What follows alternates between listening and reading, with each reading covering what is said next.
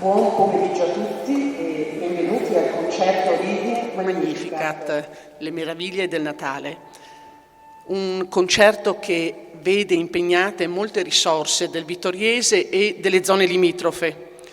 Sono presenti le associazioni del Chiara Ensemble, della Fileo, è presente il Liceo Flaminio con gli splendidi ragazzi che, pur in un periodo di grande impegno, hanno scritto dei testi meravigliosi che condivideranno con voi stasera e alcuni dei loro docenti. Un ringraziamento particolare va a Don Michele che ci ha ospitato in questa bellissima pieve di Sant'Andrea e all'ufficio d'arte sacra con cui abbiamo collaborato. Altre risorse che hanno partecipato così alla bellezza di questo concerto, il gruppo La Rotonda e Spazio Via Vai con artisti vari. Vedrete, inizierà il concerto con questo video creato da Carmine Calvanese che non ha bisogno di presentazione perché la fama non è solo nazionale, molto di più, e che ringrazio immensamente. Un ringraziamento poi va a Valdo TV, nella persona in particolare di Sergio, che sostiene questo concerto con l'apparato tecnico. Vittorio Veneto, secondo la mia opinione, non potrebbe respirare aria di cultura senza le associazioni, ma le associazioni sussistono grazie a voi. Quindi un ringraziamento a tutti voi. Buon ascolto.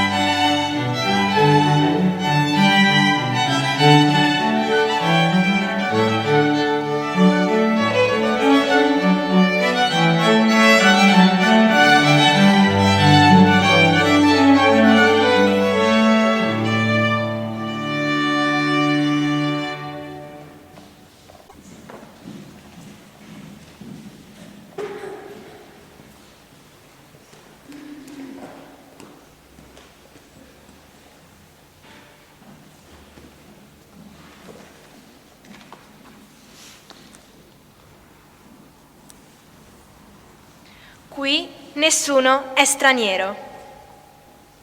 Chissà quanta gente ha camminato su queste pietre levigate di via Roma nei Natali passati, quando ancora non celebrava la presenza di Dio. Ci sono passato molte volte, ma in questo periodo l'atmosfera è diversa, quasi magica. Persino la monumentalità del castrum ne è suggestionata.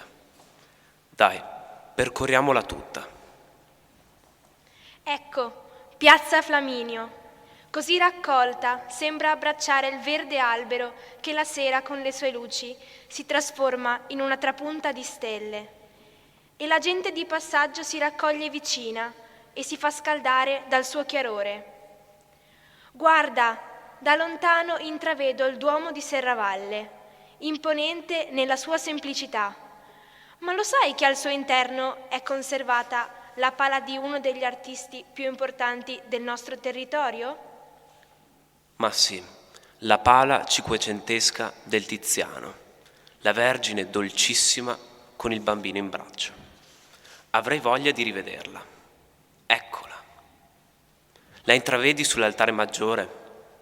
Gli angeli, in una luce dorata, avvolgono con le loro ali mamma e bambino. Sai cosa mi colpisce? Il bambinello sembra quasi divincolarsi per scendere dal grembo di Maria, che lo trattiene terenamente. In fin dei conti, è per festeggiare la sua presenza che la nostra città si trasforma in questo momento dell'anno. Andiamo a vedere. Ascolta, la senti questa musica natalizia che echeggia nell'aria? Le note sembrano venire dai portici. Proviamo a seguirle. Che meraviglia queste vetrine addobbate! Si nota davvero il contributo attivo dei cittadini nei confronti di questa magica festività. Le luci e le decorazioni rendono ancora più accogliente la nostra cittadina. È così bello, ogni anno mi sorprende sempre. Cosa ne pensi se continuiamo il nostro percorso lungo il Viale della Vittoria fino a Piazza del Popolo? Certo, andiamo. Eccoci arrivati. Hai visto la piazza del municipio con le sue casette? Prova ad immaginartele la sera, quando la piazza si riempie di persone, di profumi e di sapori del Natale. E guarda anche i giardini, colorati e animati dal presepe che fa capolino tra le aiuole, sempre curate. Che atmosfera accogliente! Gente umilissima, pastori e popolani, tutti a omaggiare il bambino Gesù. Hai detto bene, accogliente.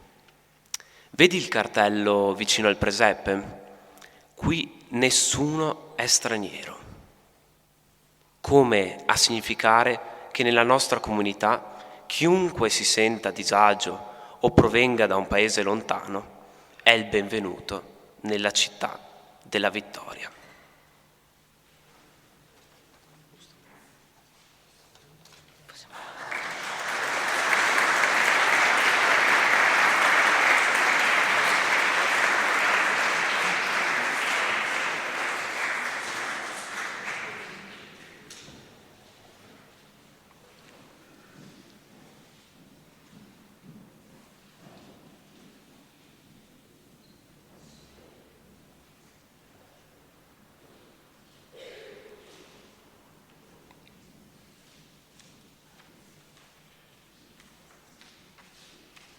Non ho voglia di tuffarmi in un gomitolo di strade.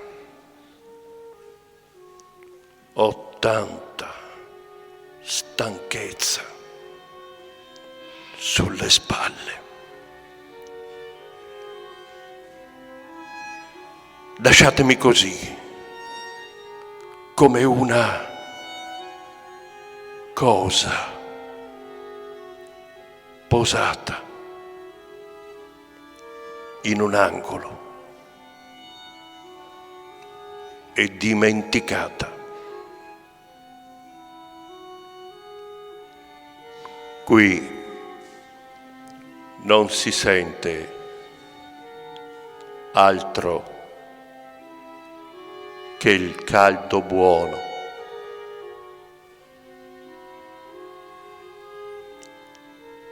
Sto con le 4 capriole di fumo del focolare.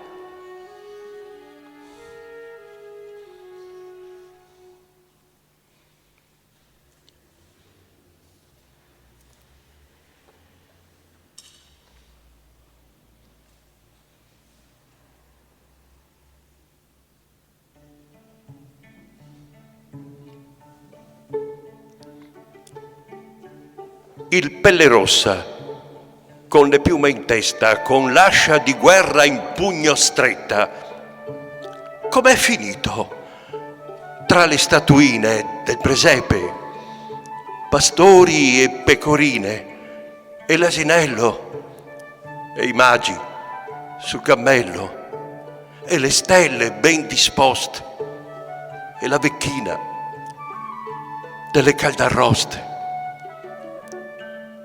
Non è il tuo posto, via, toro seduto, torna presto di dove sei venuto. Ma l'indiano non sente, o fa l'indiano. Ce lo lasciamo? Dite, fa lo stesso, o darà noia agli angeli di gesso? Forse è venuto fin qua, ha fatto tanto viaggio perché ha sentito il messaggio. Pace agli uomini di buona volontà.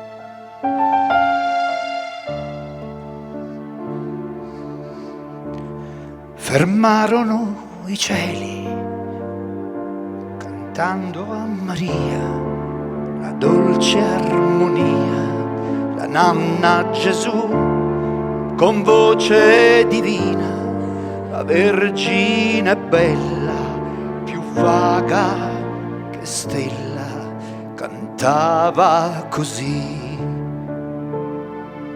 Dormi, dormi,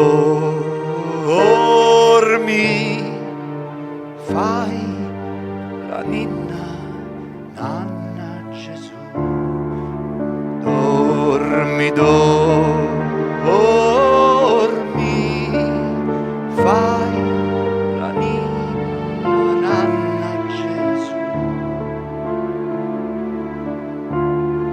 La luce più bella negli occhi brillava, sul viso sembrava divino splendore, la madre felice del bimbo divino gridava il suo amore cantando così. Dormi, dormi,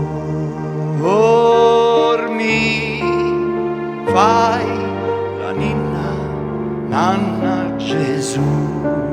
Dormi, dormi,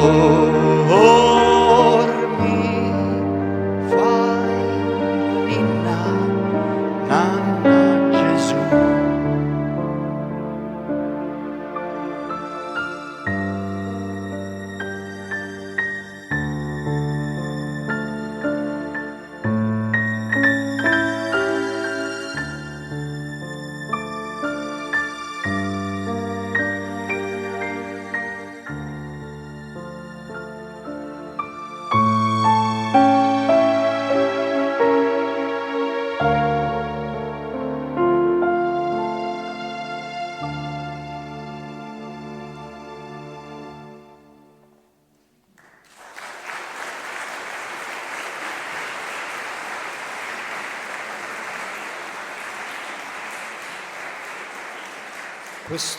Questo era un brano di Sant'Alfonso Maria dei Liguori, ecco, un vescovo napoletano nato a Napoli nel 1696, venne proclamato santo da Gregorio XVI nel 1731 e poi fu Pio IX che lo proclamò nel 1789, se non ricordo male, dottore della Chiesa. Fu definito Doctor Zelantissimus e è lui che ha composto poi il più celebre brano Tu scendi dalle stelle.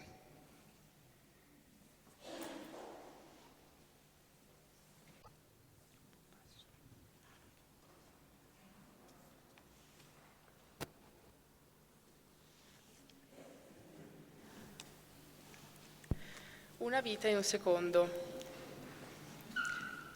Tamburellava le dita sul davanzale, Salvo, mentre osservava il sole sollevarsi dai monti. Scese con un salto dalla poltrona rossa che occupava l'angolo più remoto della stanza. Osservava tutto con gli occhi curiosi di chi aspetta sempre l'alba per scorgere la natura risvegliarsi.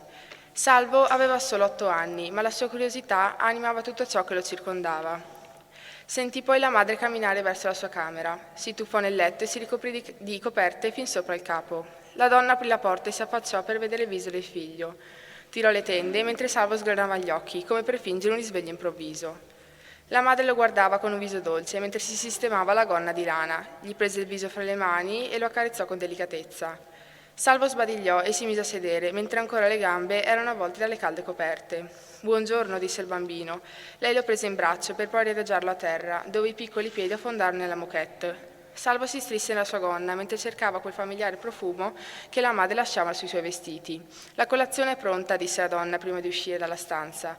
Salvo a quel punto si cambiò velocemente, spirandosi il pigiama celeste troppo grande per il suo esile corpo. Il bambino si guardò alla finestra tentando di pettinarsi i capelli, uscì dalla camera e si sedette sul corrimano delle scale come se fosse uno scivolo. Guizzò giù, saltando alla fine per non cadere. Corse a tavola che la madre poco prima aveva allestito con i piatti della domenica. Prese posto a sedere mentre il padre prendeva le scale ancora assonnato. Luigi Costanzo era un uomo alto e snello. 40 erano gli anni di ieri e di oggi, che avevano lasciato il loro segno sul suo volto con qualche ruga che sagomava i suoi zigomi. Da 8 anni era sposato con una bella donna, Caterina Abruzzese, ora Caterina Costanzo. Era una donna di media statura, dal corpo minuto e snello. Salvo aveva i suoi stessi capelli biondi e mossi, che gli donavano un aspetto particolarmente angelico. Di professione faceva la sarta, ma spesso si ritrovava a svolgere il lavoro di cameriera per guadagnare qualche soldo in più. Salvo trascorreva molto tempo con la madre, che si occupò per la maggior parte della sua educazione. Il padre era sempre impegnato in fabbrica. Come ogni anno la fabbrica distribuiva dei pacchi di biscotti ai dipendenti come regalo natalizio. Ora Salvo stava mangiando quei biscotti, inzuppandoli fino alla punta nel latte. Il signor Costanzo scese le scale, mentre la moglie scostava a lato le tende per poter osservare ancora un po' quel cielo macchiato qua e là da qualche nuvola grigia. Rosso di mattina, la pioggia si avvicina, sussurrò fra sé e sé Caterina. Salvo aveva ormai finito i biscotti quando i suoi genitori si sedettero a tavola. Quando ebbe finito si alzò, portò in cucina la tazza e il cucchiaio e se ne andò. Tornò in camera e si chiuse la porta alle spalle. All'improvviso il giovane sentì la madre che lo chiamava dalla cucina, scese in fretta le scale come se stesse facendo una gara e raggiunse la madre ansimante. Ti ho chiamato per chiederti se oggi, essendo il 20 dicembre, vorresti venire con me in paese. Vedrai, ci divertiremo. Ma oggi volevo andare in piazza a giocare con i miei amici. Peccato, proprio oggi volevo fare un salto dalla nostra pasticceria preferita. Estasiata l'idea di trascorrere quel momento in solitaria con la madre, come in ogni periodo natalizio, Salvo accettò subito. Il bambino adorava anche solo osservare dalla vetrina la pasticceria, dalle caramelle ai pasticcini esposti, o semplicemente i pasticceri che andavano avanti e indietro fra la cucina e i tavoli. In fondo in piazza ci posso andare anche pomeriggio, esclamò. La donna gli prese il volto fra le mani e lo baciò. Salvo allora indossò la giacca e si mise le scarpe, aprì la porta e si accorse che stava piovendo. Una volta usciti di casa, Caterina e Salvo entrarono in auto. Per tutto il viaggio il bambino si sfregava le mani, un po' per il freddo, un po' per l'emozione. Ancora una curva e siamo arrivati, disse la donna mentre si apprestava a svoltare. Tutto quello che successe dopo, nella mente di Salvo, non fu altro che un rumore di vetri infranti, di sangue, di clacson, per poi sentire solo sirene, assordanti e infinite, vedendo solamente luci bianche e blu che gli accecavano gli occhi. Era accaduto tutto troppo in fretta e non riusciva a capire cosa fosse successo. Cercò allora lo sguardo della madre, ma non lo trovò, non riusciva a trovare lei, poi il vuoto.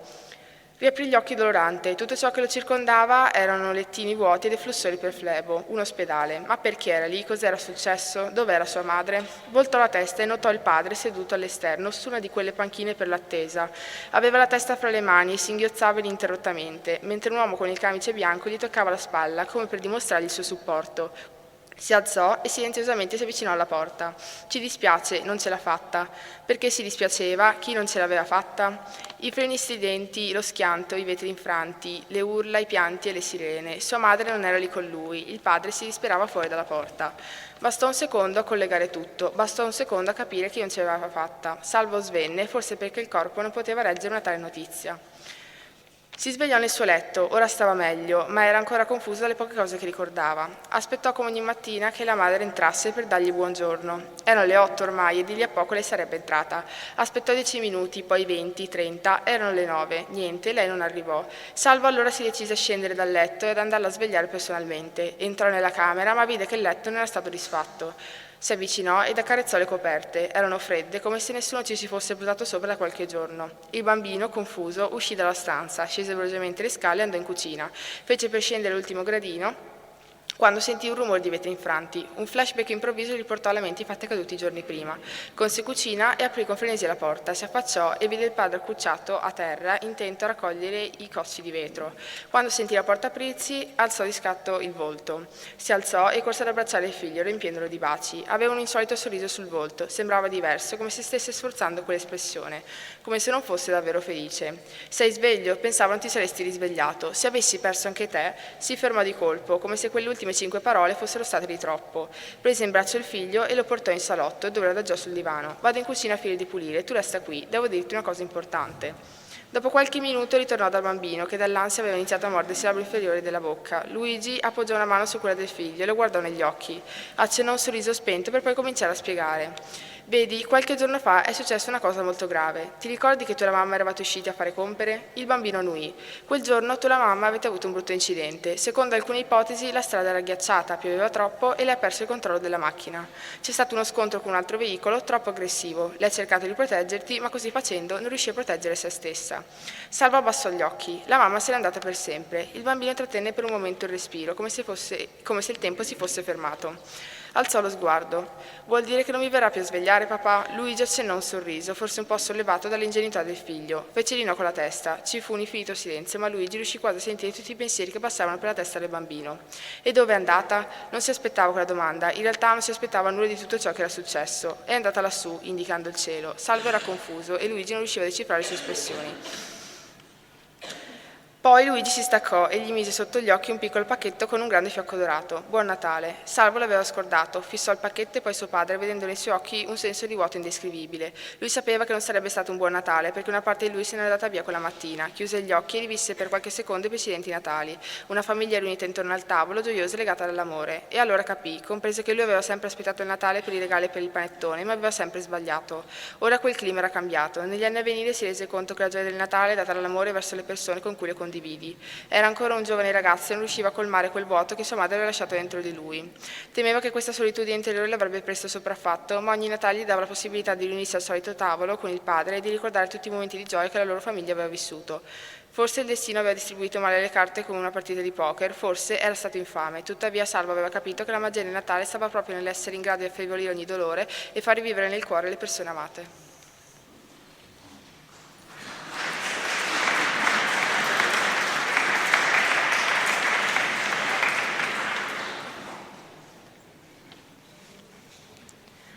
Coperte smosse, il primo caffè. Buon Natale! Per le strade si cammina, stesso ritmo dei passanti, volti stanchi, occhi penetranti. Tutto bene, buon Natale! Suona una volta la campana annunziante. Dentro la chiesa vuoto più non c'è. Il nome dell'amore di Dio si ricorda. Gesù, che nato è. Nell'intimo nido, stabile, caldo. Com'è bella la fiamma ardente nel vivo fuoco. Ci si vuole bene.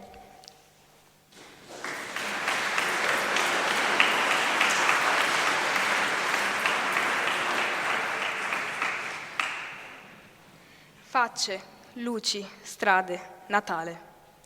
A Natale dobbiamo essere tutti più buoni, dicono. A me 2 Natali fa hanno tolto mio figlio. Il mio regalo di Natale è stata la mia sentenza di condanna. Il tribunale mette l'ordine di allontanamento dall'abitazione familiare nei confronti dell'imputato, al fine di garantire l'incolumità fisica e psicologica della moglie e del figlio. Questo era ciò che mi aveva letto il mio avvocato per telefono. Per me erano parole contorte, troppo fredde per essere capite. Io non sono italiano, sono un immigrato, da dove non importa, e poi a nessuno interessa. Il nome del mio staterello fa ingarbugliare la lingua. È troppo difficile da pronunciare, dicono, ma nessuno ci prova nemmeno. L'avvocato mi aveva spiegato quello che dovevo fare, o meglio, quello che non dovevo fare. Era stato gentile. Il mio avvocato era un uomo buono. Lo era sempre e non solo a Natale. Anzi, quella festa gli faceva uno strano effetto. Diventava più burbero. Credo che tutte quelle luci ipocrite gli dessero fastidio. Ad ogni modo io ero il cattivo. Ero il violento che picchiava la moglie. Avevano fatto presto ad emettere la sentenza. La verità era evidente. Mi si vedeva dalla faccia che avevo qualcosa che non andava. Si vede dagli occhi che ha il diavolo dentro. Hai ragione, di quelli come lui non c'è da fidarsi. Bofonchiavano così le vecchie, quando mi incrociavano sul marciapiede. Il Natale non le ha fatte diventare più buone. Paradossalmente però erano le stesse dolci e graziose signore che la domenica mattina dopo la messa si fermavano fuori dalla chiesa per vendere i fiori delle raccolte fondi per la ricerca scientifica o per gli sfortunati bambini dell'Africa nera. Non molto tempo fa io ero uno di quei bambini. Buffo, no? Cercai di trovare un lavoro onesto, ma qui nessun uomo buono o caritatevole accettava di assumermi. Avevo una sentenza ingiusta a rendermi la pelle ancora più nera, ancora più sporca. Non lo nego, su quegli ammassi di ferraglia galleggiante ci sono i cattivi e ci sono i buoni, anche se i cattivi sono di più, sui barconi come in qualunque altro luogo. Io non ero un santo, ma non avevo violentato nessuno, non ero un ricattatore e neppure un assassino. Ero e sono un disperato che ha perso la propria identità. Nessuno aveva cercato la verità nella mia storia. Sarebbe stato faticoso e scomodo. Nessuno aveva voluto credere che i lividi sul mio corpo provenissero dai pugni sferratemi dai fratelli di mia moglie, i quali, come tutto il resto della gente qui, mi detestavano e insieme a lei mi schernivano. Sì, avevo tirato quel bicchiere, l'avevo colpita sul braccio, volevo farle male, lo ammetto. Ma quel fatto era stata l'unica reazione ad anni di prepotenza e violenza. Lo so, avrei dovuto porgere l'altra guancia, ma come ho detto non sono un santo e, a dirla tutta, non era nemmeno Natale. Andai in tribunale a ritirare la copia della sentenza. Sotto una scritta Merry Christmas color oro scintillante c'era un ufficio nel quale lavorava un'impiegata addetta agli archivi. Una di quelle stanche della vita, di quelle che guardano con occhi opachi attraverso il vetro di plexiglass, di quelle con le parole contate e del perpetuo. Non è di mia competenza, chieda all'ufficio in fondo al corridoio. Alla richiesta da me inoltrata mi aveva risposto di andare al piano di sopra, dove mi dissero di andare a chiedere a quello di sotto. Alla fine mi avevano schiaffato il documento in mano pur di farmi andar via. Il Natale non ha addolcito neppure loro, ma è una gentilezza o un sorriso. Pensai quindi che alcuni lavori fanno diventare tristi. Al mio paese, per esempio, le donne non fanno le impiegate e quando chiedi loro qualcosa illuminano con il loro sorriso, le labbra carnose si tirano sui denti bianchi e ripetono la risposta 1000 volte per assicurarsi che l'interlocutore abbia capito. Poi è arrivata la guerra. Quando ripenso alle donne del mio paese mi viene in mente Tauia. Intrecciava i cesti all'angolo della strada. Lì al mio villaggio era un po' la nonna di tutti. Lei non sapeva che cosa fosse il Natale, nemmeno io lo sapevo prima di arrivare qui, ma nonostante questa sua inconsapevolezza era sempre buona e gentile con tutti. Tauia diceva di vedere oltre l'orizzonte, alcuni la credevano pazza. Quando le chiedevamo cosa ci fosse oltre a quella linea irraggiungibile, lei non diceva nulla e sorrideva. Io penso vedesse la verità o qualcosa di simile. Mentre camminavo i ricordi sfumavano dalla mia mente, si era messo a piovere. Capita spesso qui. Al mio paese invece era raro. Quando accadeva tutti i contadini ringraziavano Dio. Io invece ero triste. Guardare il grande cielo piangere mi aveva sempre messo addosso una strana sensazione. Pensai che forse era per questo che le persone qui sono così spente. Come si fa ad essere felici quando stai accanto a qualcuno che piange sempre? Forse la gente qui si è inventata il Natale per avere un motivo per essere allegri, anche se mi sembra non abbia funzionato molto. Continuavo a camminare, la mia condanna era zuppa, quel misero foglio mi aveva tolto anche quel poco che ero riuscito a ricostruire. Guardavo l'asfalto lucido, dove si riflettevano le luci di Natale, sentivo rombi di motori in lontananza e qualche ragazzo ubriaco sbraitava qualcosa. Non mi ero mai sentito così solo. Mi rifugiai in un bar, ero fradicio, misi il foglio su un termosifone e mi sedetti. Arrivò il cameriere. «Che cosa desidera?» mi chiese. «Essere ascoltato», bisbigliai. Non capì. Mi chiese di ripetere. «Quello che ha dato a quel signore lì», risposi indicando un uomo seduto nell'angolo buio di quel locale. Non sembrava essere né buono né cattivo. Il suo sguardo era perso chissà dove. Mi ricordava un quadro, non ricordo dove l'avessi visto. Aveva un nome strano. Assenzio mi pare si chiamasse. Quel vecchio faceva di quell'angolo un luogo fuori dal mondo, fuori dal tempo. Mi dava un senso di pace. Anche lui sembrava vedere oltre come Tauia, anche se in maniera completamente diversa. Forse anche lui oltre quel bicchiere vedeva la verità. La verità. È questa l'anima del Natale. Essere buoni non significa aiutare il malcapitato di turno una volta l'anno perché, dai, è Natale, facciamo uno sforzo. Essere buoni significa non essere pigri. Vuol dire aver voglia di cercare la verità che è sempre nascosta ed incompresa dietro ad ogni storia. Significa non aver paura di vederla, anche se tutti ci dicono che è inutile, che ci stiamo sbagliando. Forse pur non conoscendolo ho ragione sul Natale, oppure non l'ho compreso ma me lo metto in bocca come tutti fanno con la mia storia. Ma comunque sia nessuno chiederà mai la mia opinione. Buon Natale dunque, evviva, evviva.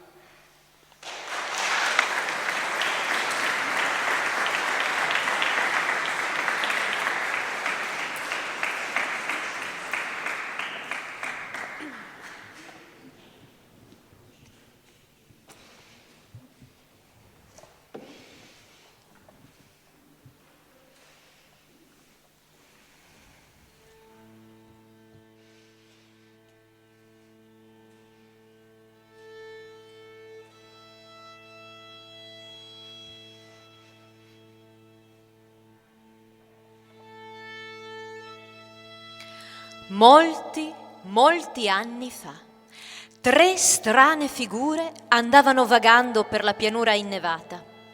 Era una notte stellata e la campagna era irrigidita sotto una fitta coltre di neve. I 3 forestieri bussarono alla porta di una casupola. Jorim, il figlio del pastore, aprì la porta. Di buon grado li pregò di entrare e di riscaldarsi al fuoco. Dopo essersi riscaldati ed aver mangiato quel poco che il pastorello poteva offrire, cominciarono a raccontare. Siamo 3 astronomi e veniamo da molto lontano. Una stella ci ha rivelato un evento singolare. È nato un bambino che cambierà il mondo con l'amore. Egli libererà gli uomini dal bisogno, dalla paura, dall'ingiustizia, dalla solitudine. La stella lo indica con chiarezza e ci fa da guida. Il cammino è lungo e faticoso, ma noi vogliamo dare il benvenuto a questo nuovo re. La mattina seguente i 3 si congedarono di buon'ora. La stella indicava loro la via. Jorim rimase profondamente impressionato da tutto ciò che aveva udito. Un bambino che avrebbe cambiato il mondo governato dall'amore. Molte domande gli frullavano per il capo e nel suo cuore nacque il desiderio di mettersi in cammino. Anch'io devo dare il benvenuto a questo bambino. La stella indicherà la via, anche a me.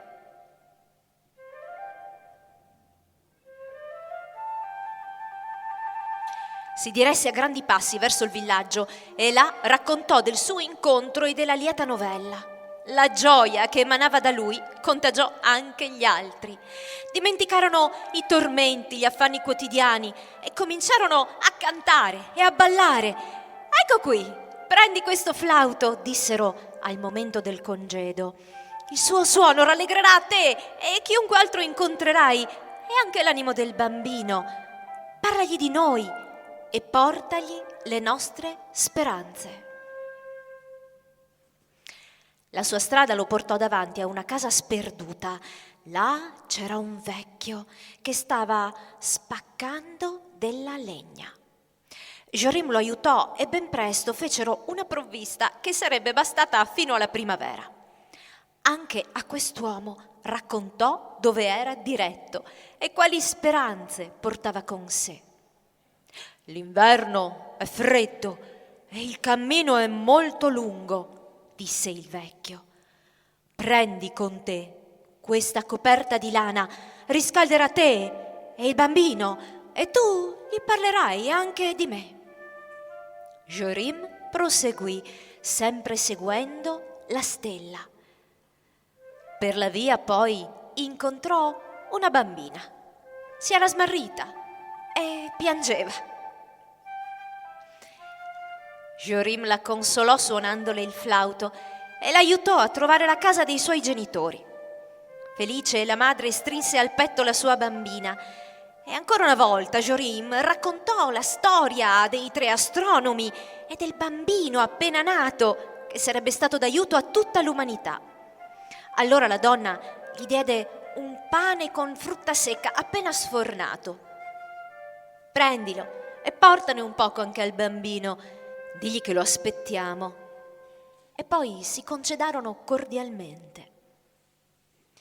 Sempre più chiara splendeva la stella e tuttavia Jorim, durante il lungo cammino, talvolta era preso da dubbi. Non tutti gli credevano, spesso era persino deriso. E se gli astronomi si fossero sbagliati, che cosa avrebbe detto alla gente delusa incontrandola sulla via del ritorno?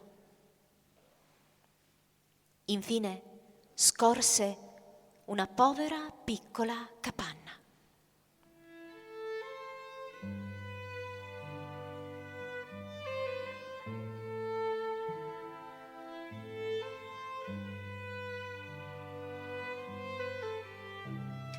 e sopra si era fermata la stella. Risplendeva di una luce sfolgorante. Una gran gioia gli invase il cuore. Per prima cosa riconobbe i 3 astronomi. Accanto a loro c'erano pastori e poi un uomo e una donna che teneva un bimbo tra le braccia.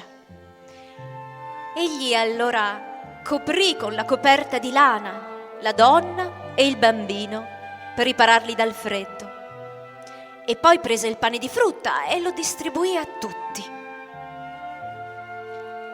Suonò con il flauto una melodia che narrava della miseria degli uomini, della loro povertà, della loro solitudine, ma che era anche piena delle loro speranze, e tutti lo capirono.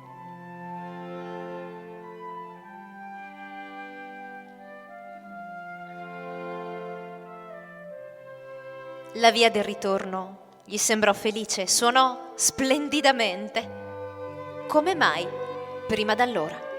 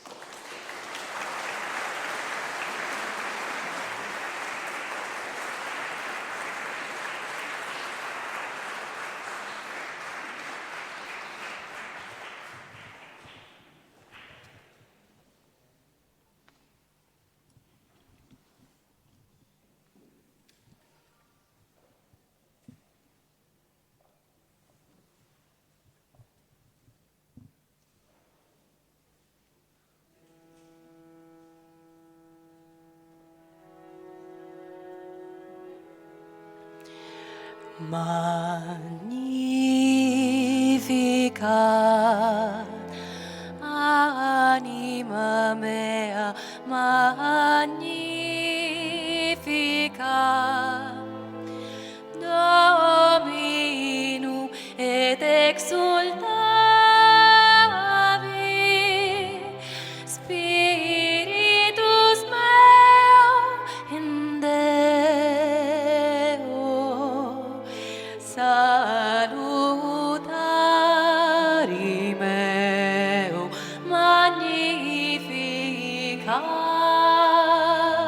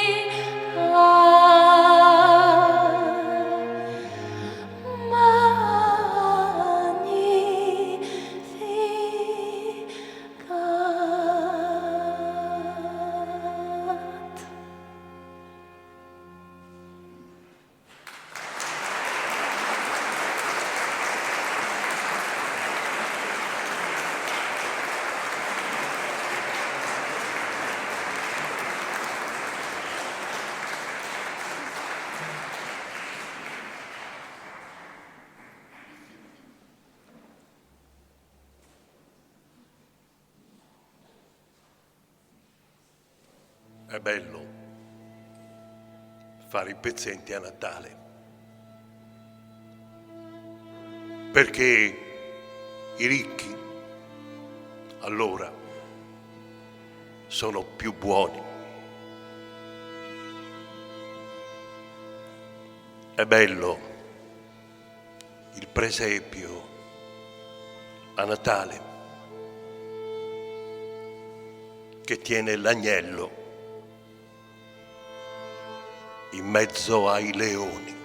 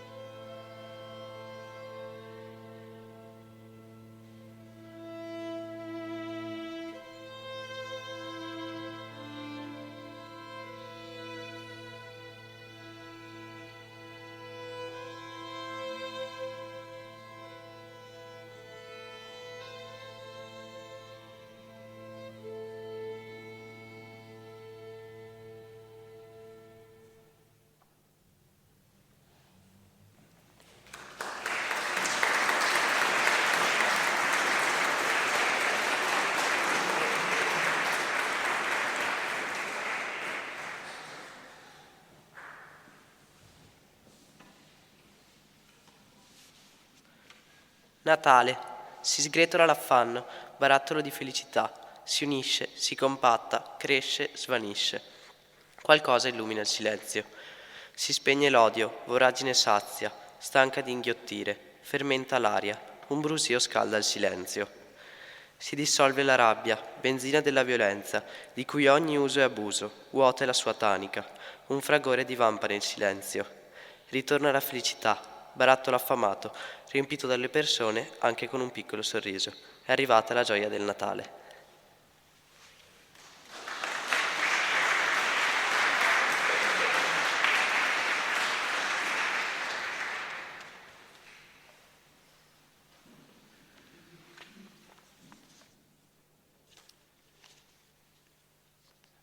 Quando nascette Ninna a Betlemme è la versione in napoletano del Tu scendi dalle stelle. L'autore della musica e delle parole è sempre Sant'Alfonso Maria dei Liguori.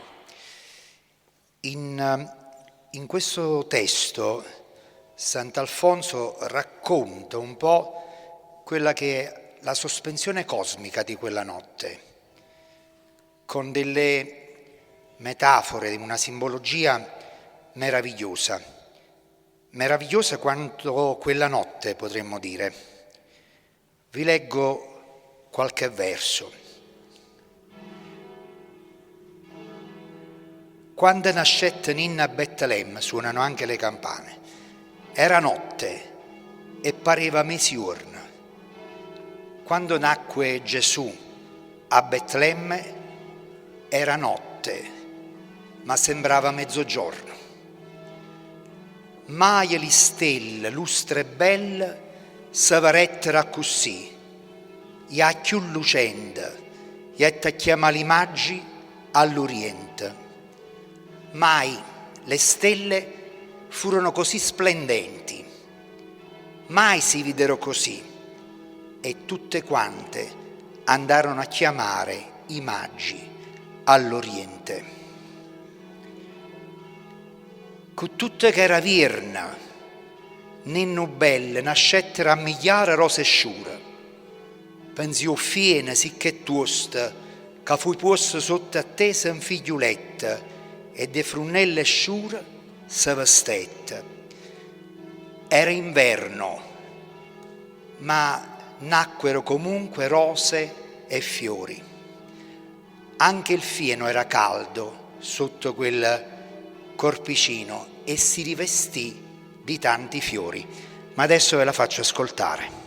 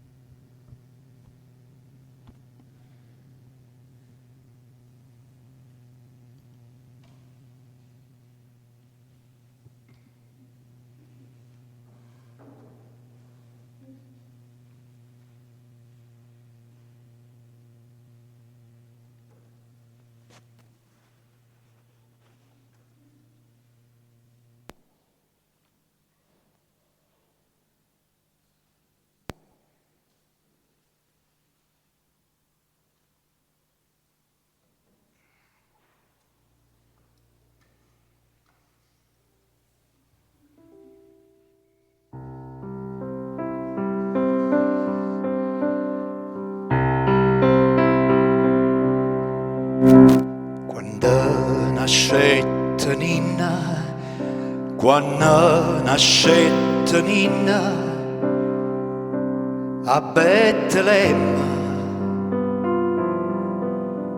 era notte pareva mezzogiorno, ma le stelle, lustre belle, s'aparettero a così, e a più lucente, e da chiamare l'immagine all'Oriente. Battuta che era virna, battuta che era virna, oh ninno bello, nascetterà migliara, rose sciure, pensi io fine, sì che tu sta, che fui tu sta sotto a te, sin figlioletta, e di frunelle sciure, se vestette, sarà vutai insomma, sarà vutai insomma, tutto mondo, luce la terra e mare, e tutta gente, chi dormeva, si sentiva, mietto cuore impazzia, per la priezza, e se suonava pace e contentezza.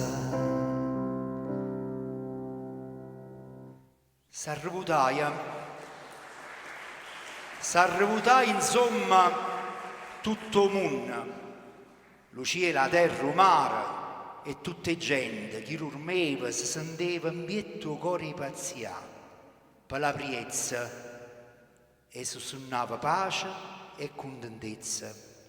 Si rivoltò insomma tutto il mondo, il cielo, la terra, il mare, tutta la gente. Chi dormiva si sentiva nel petto il cuore pieno di gioia e si sognava pace e contentezza. Questo è il Natale che ci ha raccontato Santa Maria Alfonso dei Liguori.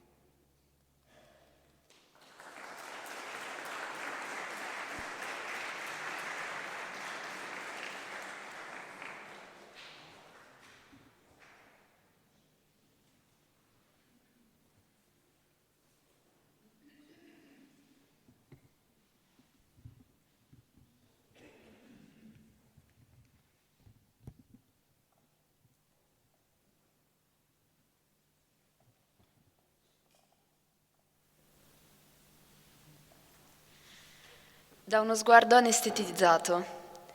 Risate, saluti, sorrisi e abbracci richiamano un'anziana signora a affacciarsi. Giusto il tempo di uno sguardo fugace, per poi tornare chinata su una fetta di panettone. 5, 8 e poi di nuovo 1 e 2. I canali si alternano, bombardano immagini, ritraggono persone per far sentire meno soli, ma il loro sforzo è invano in queste giornate. A, B, C e D. Sfoglia l'elenco telefonico, preme un pulsante, lo squillo, il vuoto. Neanche una voce familiare. Di nuovo, anche questo Natale.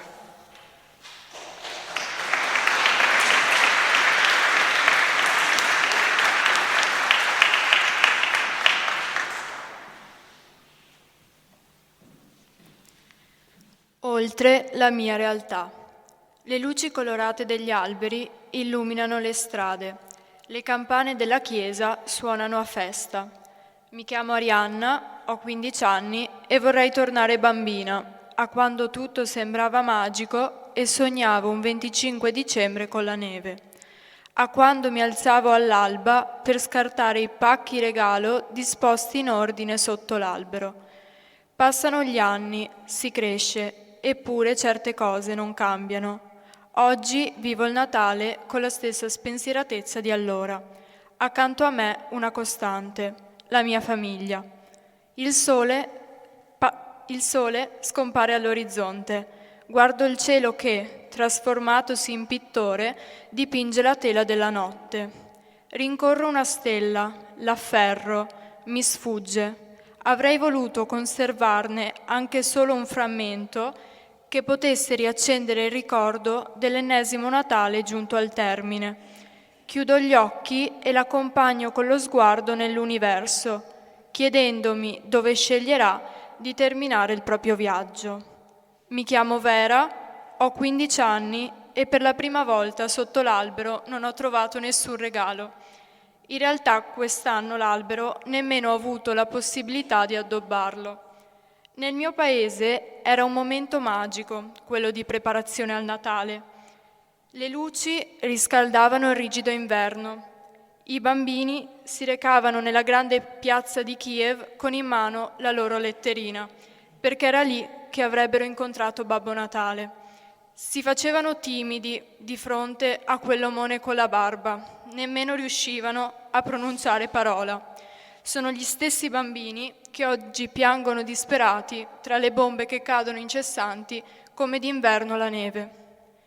Alzo lo sguardo ed osservo quello che è un cielo che ha perso colore, non più il buio della notte, il rosso del tramonto, solo un ammasso grigiastro di polvere impreziosito dal baluginare fioco delle stelle.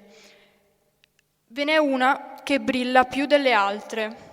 La osservo mentre precipita a grande velocità e si posa sulla cima di un albero spoglio sopravvissuto agli orrori della guerra.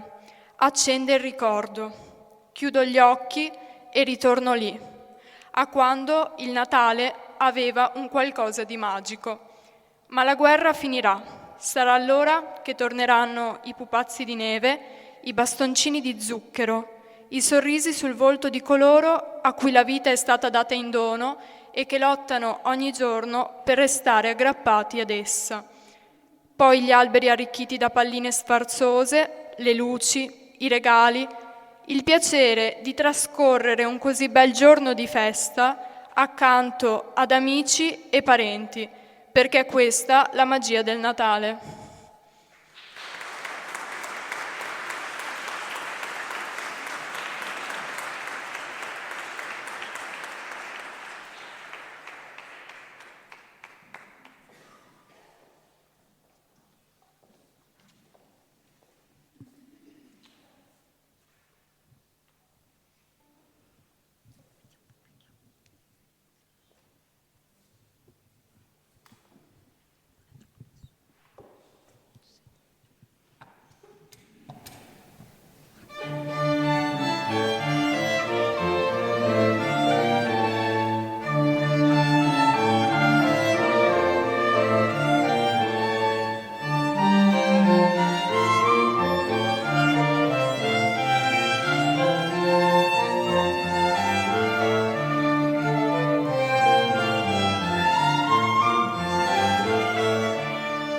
God rest you, merry gentlemen, let nothing to dismay. Remember Christ our Savior was born on Christmas Day to save us all from Satan's power when we're gone astray. Oh, tidings of comfort and joy, comfort and joy. Oh, tidings of comfort and joy. Bethlehem and Israel displayed was faithful name, and lay within a manger upon his blessed wine. The witch's mother Mary did nothing take in scorn. Oh, tidings of comfort and joy, comfort and joy. Oh, tidings